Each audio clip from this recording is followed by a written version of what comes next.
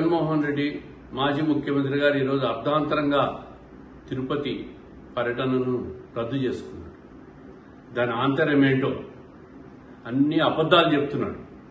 BJP వాళ్ళ మీద చెప్తాడు, కూటమి నేతల మీద చెప్తాడు, రాక్షస పాలన అంటాడు. మేము ఒక్కటే అడుగుతున్నాం సూటిగా, మీరు హిందువా కాదా? మీరు హిందువు అయితే తిరుమల దర్శించండి, మిమ్మల్ని అడ్డుకుండేది ఎవరు?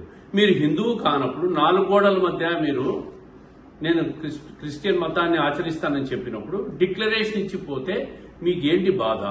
ఎందుకు మీరు డిక్లరేషన్ ఇవ్వరు?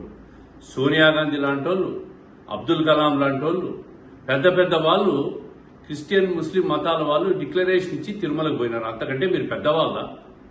మీరు మాజీ ముఖ్యమంత్రి హోదా మాత్రమే ఉంది, మీకు అధికారిక హోదా లేదు. మీకు బ్రహ్మోత్సవాల సమయంలో ఒక్కరోజన్నా మీరు మీ శ్రీమతితో వచ్చి పట్టు వస్త్రాలు సమర్పించారా? మీరు హిందువు అయితే మీ శ్రీమతి గారు ఎందుకు రారు? మీరు హిందువు కాదు కాబట్టి మిమ్మల్ని డిక్లరేషన్ ఇచ్చి పొమ్మని అడుగుతుంది సాంప్రదాయం, పద్ధతులు. నేను ఒకటే అడుగుతున్నా, క్రిస్టియన్స్ చర్చికి పోయినప్పుడు క్రిస్టియన్ లేడీస్ పైన కొంగు కప్పుకుంటారా లేదా? మసీదుకి పోయినప్పుడు టోపీ పెట్టుకుంటామా లేదా? తిరుమలకు పోయినప్పుడు పంచె కట్టుకుంటామా లేదా? ఏ మతాచారాలు సాంప్రదాయాలు ఎక్కడికక్కడ పాటించాల్సిన బాధ్యత మానవ ధర్మం. రూల్స్ అవే చెప్తాయి, సాంప్రదాయాలు అవే చెప్తాయి. చివరకు ప్రకృతి కూడా అదే చెప్తుంది. ప్రకృతిని కాదని సొంత నిర్ణయాలు తీసుకుంటే ప్రకృతి కాటేసే పరిస్థితులు వస్తాయి. మీకెందుకు భయం? ఎందుకు భయపడుతున్నారు తిరుమలకు పోయేదానికి?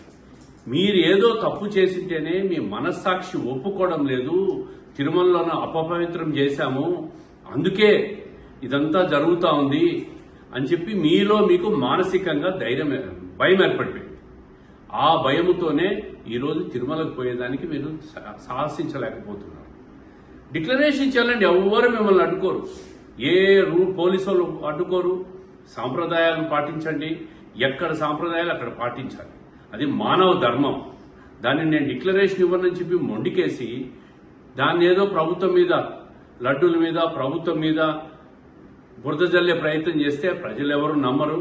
మీరు హిందువు కాదు, మీరు హిందువు అయితే తిరుమల దర్శించుకోండి, హిందువు కాకుంటే డిక్లరేషన్ ఇచ్చి దర్శించుకోండి శ్రీవారిని.